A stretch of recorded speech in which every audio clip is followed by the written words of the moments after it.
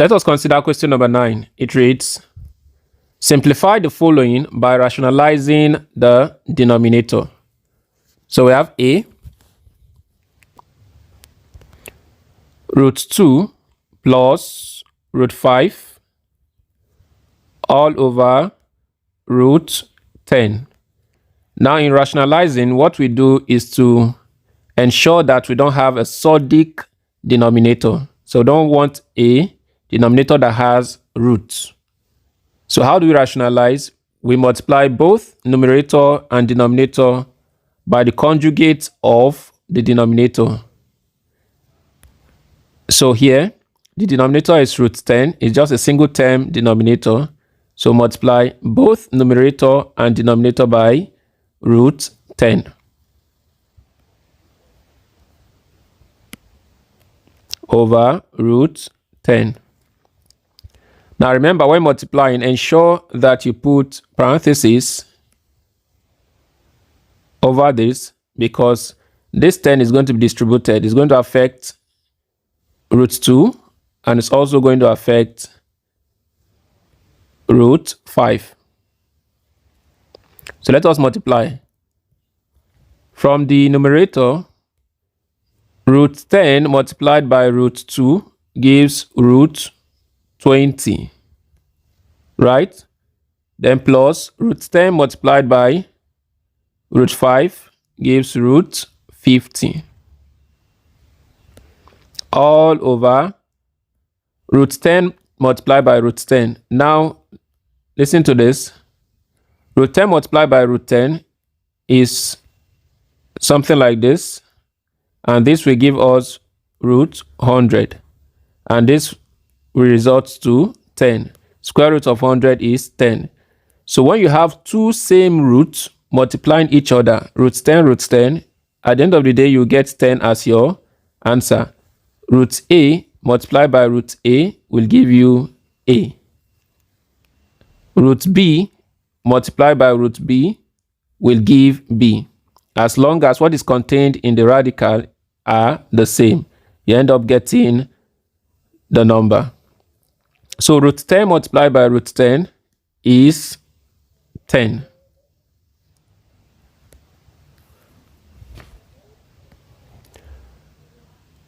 Now on the numerator, we have root 20 and root 50. And these two surds are not in their basic form. It simply means they can still be expressed as a product of a perfect square and a non-perfect square. What is a perfect square? A perfect square is the product of two same whole number. For instance, 3 times 3, the answer you get, 9. 9 is a perfect square. 4 times 4, 16. 16 is a perfect square. And so on and so forth. So 20 can be expressed as the product of a perfect square and a non-perfect square. 20 is the same as 4 multiplied by 5. 4 is a perfect square, right? And 50 can be expressed as 25, which is a perfect square, multiplied by 2, a non-perfect square, all over 10. So the basic form of root 20 will now be, square root of 4 is 2, isn't it? And we have root 5. Root 5 does not have a whole number square root, so we'll leave it in its radical form. Plus root 25. Square root of 25 is 5, so we'll bring out 5. And 2 will still remain in the radical, all over 10. Now we can split this up. 2 root 5 over 10 plus 5 root 2 over 10. 2 in 2, 1 time. 2 in 10, 5 times. 5 in 5, 1 time. 5 in 10, 2 times. So this leaves us with root 5 over 5 plus root 2 over 2. So this is the answer to A. Let's move to B. So for B, we have root 32 plus 6 all over root 3. Now, root 32 is not in its basic form because 32 can be expressed as the product of a perfect square and a non-perfect square. So root 32 is 16 multiplied by 2. Then plus 6 over root 3. We need to rationalize this to eliminate the surdic denominator. So the conjugate is root 3. So multiply both numerator and denominator by root 3. What we are applying here is the concept of equivalent fractions. All right. So from here, square root of 16 is 4. So we have 4 root 2 plus, now simplifying this part, 6 times root 3 is 6 root 3. I remember we said if we have two same roots multiplying each other, it gives us the number in the radical. So over 3. So 3 can go into 6 how many times? Twice, 2 times. So this leaves us with 4 root 2 plus 2 root 3. So this is the simplest form of the question. We are done with B. Let's move to C. So for C, we have 4 over all over root 5 plus root 3. This time we have a 2-term denominator, binomial denominator, not like the first one where it was just 1 term, root 3. But here we have root 5 plus root 3. And the conjugate of this is, that means what we are going to use to multiply numerator and denominator is root 5. What you just simply do to get the conjugate is to change the addition symbol to subtraction symbol, minus root 3. So you multiply both numerator and denominator by the same thing, root 5 minus root 3. Root 5 minus root 3 is the conjugate of root 5 plus root 3. So to make multiplication easy, for the numerator, we introduce parentheses. And for the denominators, there's a simple way of doing it. If you look at what we have here, root 5 plus root 3, root 5 minus root 3, it takes us to the identity of difference of two squares, where we have a squared minus b squared equal to a plus b into a minus b. You see that this is looking like this, right? Right? Okay. So on the numerator, let us open the parentheses. 4 multiplied by root 5, we have 4 root 5. 4 multiplied by negative root 3, we have negative 4 root 3. Now applying the difference of two squares, this can be written, the denominator can be written as root 5 all squared minus root 3 all squared. We have root 5 here, root 5 here, root 3 here, root 3 here. The only difference is minus plus. So just pick out the two terms that we have, square them, and subtract them also. The first term is 5, square the first term. The second term is root 3, also square that and take their difference. All right. So from here we have 4 root 5 minus 4 root 3 all over. Now this square will take care of the square root, and also this square will cancel the square root, so we are left with 5 minus 3. And 5 minus 3 is 2. So 4 root 5 minus 4 root 3 all over 2. We can split this up to be 4 root 5 over 2 minus 4 root 3 all over 2. You know, this is coming from this, from simplification of fractions. When you have the same denominator, you pick one and you perform the operation here. So 2 can go into 4 how many times? 2 times, and also in 4 2 times. So we have 2 root 5 minus 2 root 3. Now we have 2 and 2. So we can factorize and bring out 2. 2 is common to both terms. So 2 into root 5 minus root 3.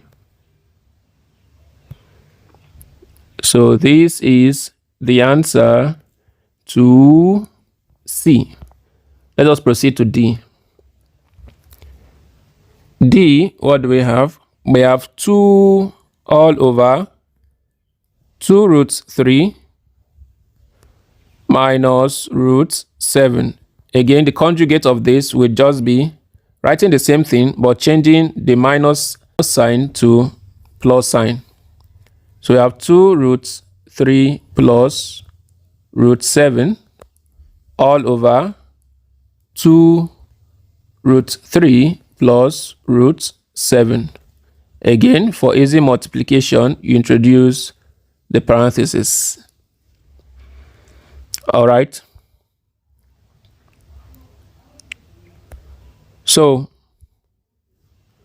2 multiplied by 2 root 3. These 2 we multiply the 2 to give us 4 root 3. Then plus 2 multiplied by root 7 will give us 2 root 7 all over. Again, don't forget the difference of 2 squares. What did we say? We pick the 2 terms and square them. So 2 root 3 all squared minus root 7 all squared. So on the numerator, we still have 4 root 3 plus 2 root 7. And denominator, the square, let me bring this out here. 2 root 3 squared minus root 7 squared. Now this square will affect this and also affect this.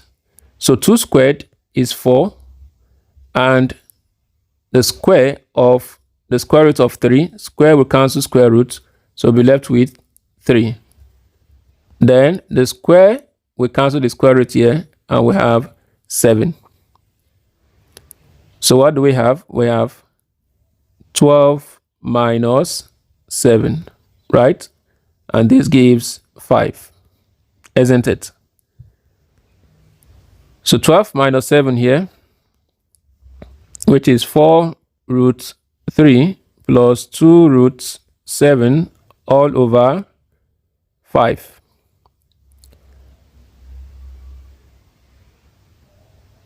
So this is the simplified version of the question, of question number D. We have rationalized because the denominator is not a surdic denominator. So we proceed to question E. And for E, we have 3 all over 2 root 6 minus root 3. We do the same thing. We multiply both numerator and denominator by the conjugate, which is 2 root 6 we have minus here, so its conjugate will be plus root 3 all over the same thing, 2 root 6 plus root 3. Again, we introduce the parentheses for easy multiplication. So we have 3 multiplied by 2 root 6. This will give us 6 root 6 plus 3 multiplied by root 3. And this gives 3 root 3 all over. Again, for the denominator, we apply the difference of 2 squares.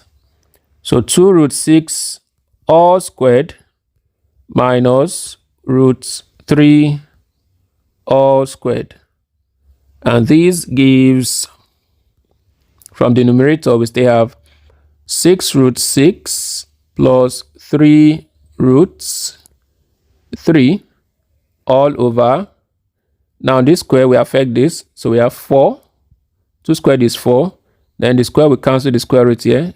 4 times 6 minus 3, because this square will cancel the square root, right? So we have 6 root 6 plus 3 root 3 all over 24. 6 times 4 times 6 is 24. 24 minus 3. 24 minus 3 is 21. So we have 6 root 6 plus 3 root 3 all over 21. Okay, let us split again. Let us split the fraction. We have 6 root 6 over 21 plus 3 root 3 over 21. Now from here, 3 is a common factor. 3 in 6, 2 times. And 3 in 21, 7 times. From here, 3 is a common factor. 3 in 3, 1 time. 3 in 21, 7 times. So we have 2 root 6 over 7 plus root 3 over 7. We have the same denominator, so we perform the operation in the numerator. 2 root 6 plus root 3 all over the common denominator 7. So this is the answer to E. And this brings us to the end of question number 9. Wow, this is a long one. See you in the next one for question number 10.